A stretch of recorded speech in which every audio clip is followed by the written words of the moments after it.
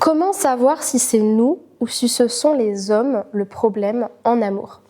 Bonjour à toutes, j'espère que vous allez bien. Je suis très heureuse de vous retrouver aujourd'hui dans ce nouvel épisode dans lequel j'avais envie de vous proposer une analyse assez rapide mais très importante dont on peut avoir besoin quand on est sur les sites de rencontres, quand on fréquente des hommes, quand on parle avec des personnes et que les relations ne se font pas. Il y a du ghosting, il y a un manque d'intérêt ou tout simplement qu'il y a des déceptions de notre côté pour juste savoir de quel côté se ranger.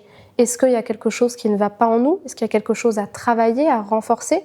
Ou est-ce que c'est l'homme le problème et que des fois c'est important aussi de savoir lâcher prise et savoir aussi se dire quand justement ça ne nous regarde pas. Donc pour les personnes qui ne me connaissent pas, je me présente, je m'appelle Chloé Mercart, je suis coach de vie certifiée et praticienne en thérapie brève. Et depuis 2020, avec S'aimer plus, j'accompagne les femmes à se libérer de la dépendance affective, à renforcer l'estime qu'elles ont en elles-mêmes et surtout à être plus confiantes dans leur relation avec les hommes et à être plus conscientes de leur pouvoir. Donc je vous accompagne dans mes ateliers, mes conférences, mes accompagnements individuels ou de groupe avec la programmation neurolinguistique, la reprogrammation neuronale profonde, la Yatra Kundalini Activation, les constellations familiales ou encore l'hypnose directive ou ericksonienne. Si vous n'êtes pas encore abonné à la chaîne YouTube, je vous invite à le faire maintenant en cliquant sur le bouton s'abonner. C'est pareil pour les personnes qui nous écoutent sur le podcast Spotify, en cliquant sur le bouton s'abonner et en activant la cloche des notifications pour recevoir tous les prochains épisodes qui sortiront dans les prochains mois et au fil de l'année, les actualités, les événements. Sachez également que j'ai créé pour vous une formation offerte qui s'intitule « Les 3 axes à développer pour sortir des schémas de dépendance ». Et donc c'est une formation offerte qui vous permet justement de commencer à travailler sur vous, sur ce qui vous regarde et sur ce qui peut être limitant dans votre manière de fonctionner, dans votre attachement, dans vos croyances, dans vos comportements, pour être dans des relations plus qualitatives et qui marchent mieux. Donc pour intégrer cette formation offerte, je vous invite à cliquer sur le 2e lien dans la description de l'épisode, de remplir le formulaire et vous la recevrez directement par mail.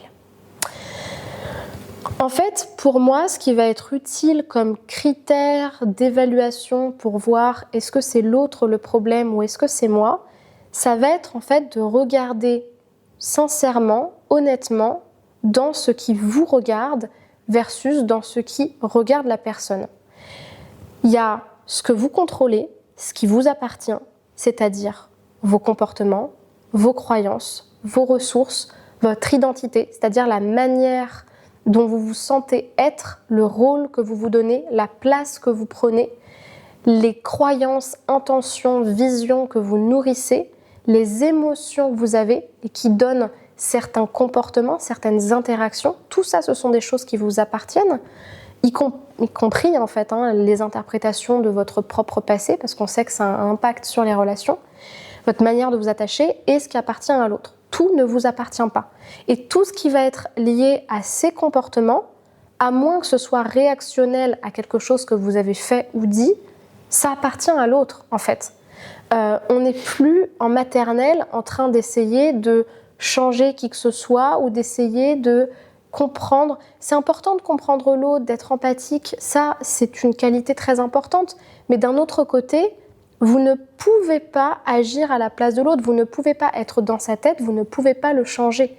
Donc toutes les choses qui sont de l'ordre de ses comportements, de ses croyances, de ses décisions et qui ne sont pas justifiables parce qu'il s'est passé entre vous et même en fait quand bien même il se soit passé quelque chose et vous avez essayé de communiquer mais la personne ne l'a pas pris en compte, ça le regarde. En fait les comportements de l'autre vont être liés à ses croyances, à ses émotions, à ce qui est juste pour lui.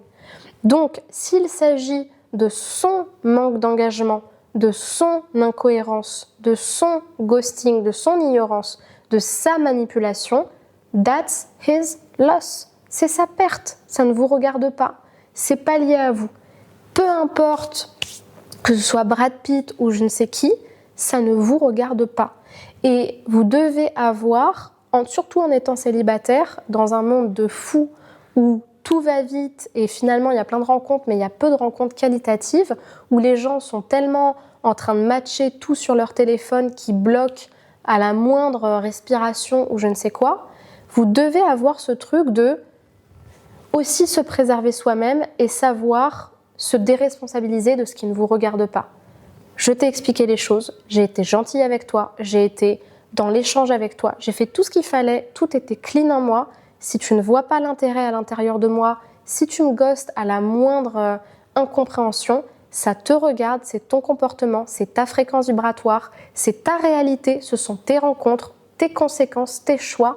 Ce n'est pas moi. Et tu sais quoi? Merci d'agir comme ça, parce que moi, dans ma vie, je ne veux pas d'un homme qui, dès que finalement, il y a quelque chose d'un petit peu trop compliqué, ou dès qu'il n'y a pas satisfaction à son besoin, il se barre parce que, finalement, elle me fait chier celle-là, elle demande trop d'efforts. Bah oui, je demande de l'effort en fait. Et oui, quand vous voulez des relations qui soient qualitatives, forcément, ça va demander de l'investissement, ça va demander de la consistance. Et donc, ça va demander de l'effort et des coûts. Mais par contre, si vous restez attaché à un homme comme ça, qui ne vous promet rien, alors qu'en fait, vous savez très bien que cette personne-là ne vous promet rien, ne s'engagera pas pour vous. Si vous avez des croyances qui ont un impact sur vos rencontres du type « de toute façon, je ne rencontrerai jamais l'amour », de toute façon, les hommes engagés, célibataires de plus de 40 ans, ça n'existe pas, de toute façon, quand on est maman célibataire de 3 enfants, c'est bien connu, on est une vieille peau, on peut trouver personne. Là, ça a un impact sur vos rencontres et là, ce sont des choses qui vous regardent. Oui, vous avez peut-être eu des expériences de vie qui ont fait en sorte que vous pensiez ça aujourd'hui, mais que vous le vouliez ou non, les croyances que vous nourrissez, c'est vous qui les nourrissez. Donc ça vous regarde, c'est votre pouvoir et ça vous appartient. Et la personne sur qui ça a un impact, c'est pas les hommes, c'est vous. Donc justement, regardez comment vous nourrissez votre propre jardin. Pareil pour vos comportements. Si vos comportements nourrissent les mêmes schémas, ça vous regarde. Si vos émotions nourrissent les mêmes scénarios, ça vous regarde. Si vos croyances font en sorte de choisir toujours le même type de partenaire, c'est de vous dont il est question. Si vous faites des rencontres avec le plus de lâcher-prise et de confiance, sans vous sentir mal de ce qui ne vous regarde pas, sans vous sentir mal des situations qui ne vous appartiennent pas, à mon avis, je pense que c'est une bonne stratégie et ça montre que vous êtes dans un bon état d'esprit pour faire des rencontres.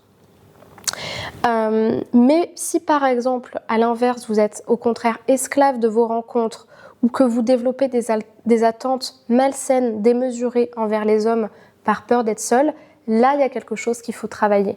De manière générale, quand on dit que quand on trouve tout le temps le même type de partenaire ou qu'il y a des choses qui se répètent, il faut regarder à l'intérieur de soi, c'est parce que moi j'ai l'habitude de dire que si vous rencontrez tout le temps les mêmes types d'hommes ou qu'il se passe tout le temps la même chose, alors que consciemment tout va bien, j'ai une bonne estime de moi, il faut quand même regarder dans vos croyances, vos comportements, vos émotions bloquées, les choses qui se répètent, parce que le point commun c'est vous. Mais une fois qu'on a fait le tour de ça, si vous avez le bon état d'esprit, de manière générale, les comportements des autres, c'est toujours lié aux autres, c'est toujours lié à eux. Regardez par contre ce que vous nourrissez. Donc, ce qu'il faut retenir de cette vidéo, c'est justement qu'est-ce qui m'appartient, qu'est-ce que je nourris consciemment ou inconsciemment, est-ce que c'est utile ou limitant, versus regarder, avoir aussi la confiance et le courage de dire bah là, ça ne me regarde pas, ça te regarde toi et je ne vais pas m'en tenir responsable. Si vous vous sentez appelé par un travail intérieur lié à ça, c'est qu'il y a peut-être un travail soit à faire sur la confiance et le lâcher-prise, c'est-à-dire savoir se déresponsabiliser de ce qui ne vous regarde pas et savoir plus rapidement lâcher prise sur des choses qui ne sont pas liées à vous, ou alors, au contraire, faire un travail peut-être un peu plus profond sur les choses en vous qui peuvent réellement vous limiter, comme vos croyances, votre estime de vous, vos stratégies conscientes ou inconscientes. Et ça peut être fait plutôt avec un travail en programmation neurolinguistique sur justement vos stratégies amoureuses, votre posture. Après, s'il y a un travail plus intérieur à faire, oui, on pourra le faire plutôt en hypnose ou encore avec les constellations familiales pour comprendre les intrications systémiques et transgénérationnelles. Et s'il y a justement une libération émotionnelle à vivre, là ça va être plutôt un travail avec la Yatra Kundalini Activation qui est juste magnifique et sublime pour de la libération émotionnelle. Donc si vous avez envie d'aller plus loin et vous renseigner sur les accompagnements individuels, je vous invite à cliquer sur le premier lien dans la description de cet épisode pour choisir votre créneau d'appel, remplir le formulaire et on prendra le temps ensemble de faire le point sur votre situation actuelle, sur votre objectif et je vous expliquerai aussi comment je travaille et quelle est la première étape pour être accompagnée. Je vous invite aussi, pour les personnes qui sont plutôt intéressées par les programmes de formation, de regarder dans la description. Vous avez des petits outils qui peuvent vous aider à commencer un travail intérieur sur des thématiques différentes et variées. Et vous avez aussi 2 programmes en ligne, 100% en ligne, totalement complets, sur la dépendance affective et l'estime de soi et sur le couple pour les personnes qui veulent améliorer leur relation de couple. Tout ça est en description. Pour terminer, je vous invite à m'écrire en commentaire si vous avez des questions, des choses à me partager. Je serai ravie de vous lire et de vous répondre. Et j'ai encore plus hâte de vous retrouver de plus en plus nombreuses sur mes réseaux sociaux, notamment YouTube, Facebook, Spotify, TikTok ou encore Instagram. Vous avez mes réseaux juste ici qui s'affichent et les liens dans la description. Merci beaucoup pour votre attention, prenez bien soin de vous et à bientôt pour un prochain épisode. Au revoir.